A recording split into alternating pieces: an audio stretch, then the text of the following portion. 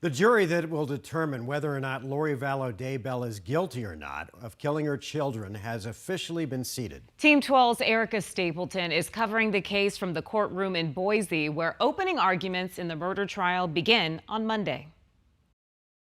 The jury is made up of 10 men and 8 women. Of those 18 people, 12 will be jurors and 6 will be alternates. And they'll have to take in a lot of evidence during trial with all the twists and turns in this case. Lori Vallow Daybell in the courtroom each day during her jury selection, as her defense team and the state pick out the group of people who will ultimately decide whether she's guilty or not of killing her own children.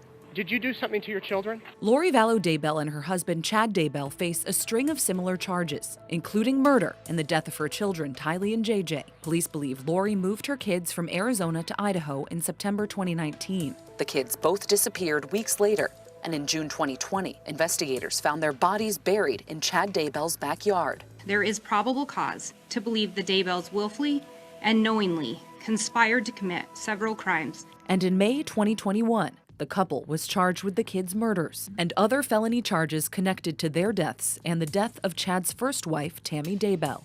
It's believed Lori moved to Idaho to be closer to Chad, who records claim led a small religious doomsday group, or cult. Their dark beliefs at the center of this case, with Lori allegedly believing her kids' spirits went dark before their deaths. I look at her and think, I loved her and trusted her.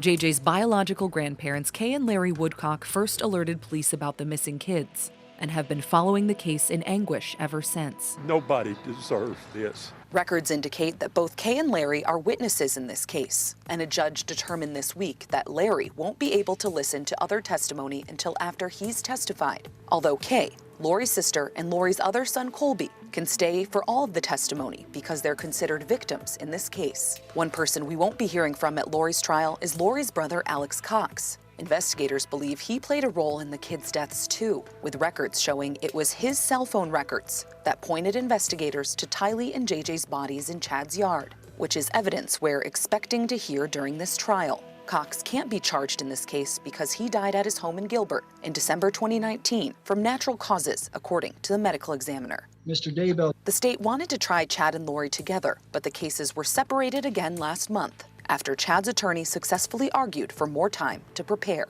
Chad's trial has not yet been rescheduled.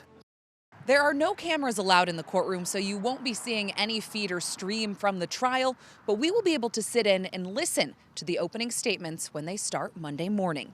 We're in Boise. Erica Stapleton, 12 News.